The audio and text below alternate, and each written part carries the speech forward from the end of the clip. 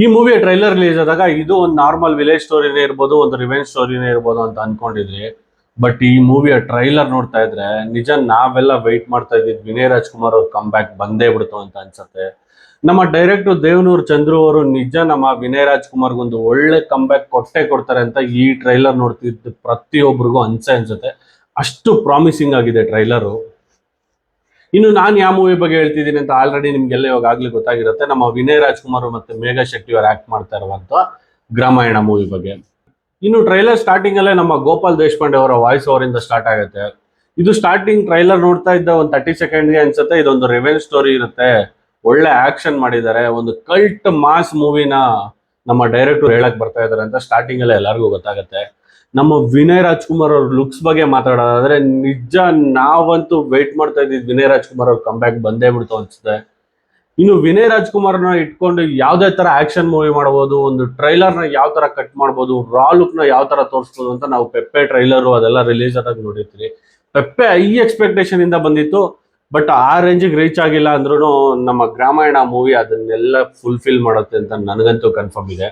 ಇನ್ನು ಈ ಟ್ರೈಲರ್ ನೋಡ್ತಾ ಇದ್ದಾಗೆ ಗೊತ್ತಾಗುತ್ತೆ ಇದ್ರಲ್ಲಿ ನಮ್ಮ ಲೂಸ್ ಮದ ಯೋಗಿ ಅವರು ಕೂಡ ಆಕ್ಟ್ ಮಾಡಿದ್ದಾರೆ. ಯೋಗಿ ಅವರು ಒಂದು ಮಾಸ್ ನೆಗೆಟಿವ್ ಕ್ಯಾರೆಕ್ಟರ್ ಮಾಡ್ತಾ ಇದ್ದಾರೆ ಅಂತ ಟ್ರೈಲರ್ ನೋಡಿದ್ ಎಲ್ಲರಿಗೂ ಅನ್ಸುತ್ತೆ. ನಮ್ಮ ಯೋಗಿ ಅವ್ರ ಕೆರಿಯರ್ಗೂ ಇದೊಂದು ಬಿಗ್ಗೆಸ್ಟ್ ಕಮ್ ಬ್ಯಾಕ್ ಅಂತ ಹೇಳಿದ್ರೆ ತಪ್ಪಾಗಲ್ಲ.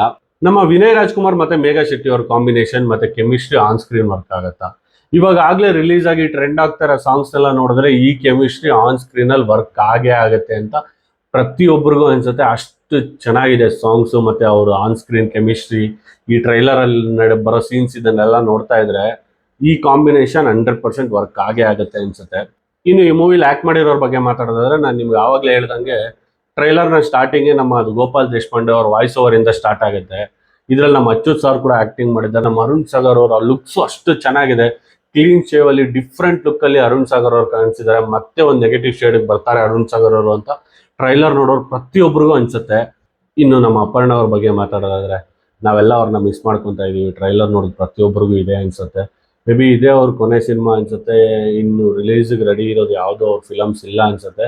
ಬಟ್ ಟ್ರೈಲರ್ ನೋಡೋ ಪ್ರತಿಯೊಬ್ಬರು ನಮ್ಮ ಅಪರ್ಣ ಮೇಡಮ್ನ ಮಿಸ್ ಮಾಡ್ಕೊತೀವಿ. ಅವ್ರ ಆಕ್ಟಿಂಗ್ ಅಷ್ಟು ಚೆನ್ನಾಗಿದೆ, ತುಂಬಾ ಮಿಸ್ ಮಾಡ್ಕೋತೀವಿ ಅವ್ರನ್ನ. ಇನ್ನು ಈ ಟ್ರೈಲರ್ ನೋಡ್ತಾ ಇದ್ರೆ ನಮ್ಮ ಊರಲ್ಲಿ ನಡೆಯೋ ಹಬ್ಬ, ಜಾತ್ರೆ, ಈ ದೇವ್ರುಗಳು ಎತ್ಕೊ ಬರೋದು ಇದನ್ನೆಲ್ಲ ಪ್ರತಿ ಒಂದು ಸಣ್ಣದನ್ನು ಡೈರೆಕ್ಟ್ರು ಟ್ರೈಲರ್ ಅಲ್ಲಿ ತುಂಬಾ ಅಂದ್ರೆ ತುಂಬಾ ಚೆನ್ನಾಗಿ ತೋರಿಸಿದ್ದಾರೆ.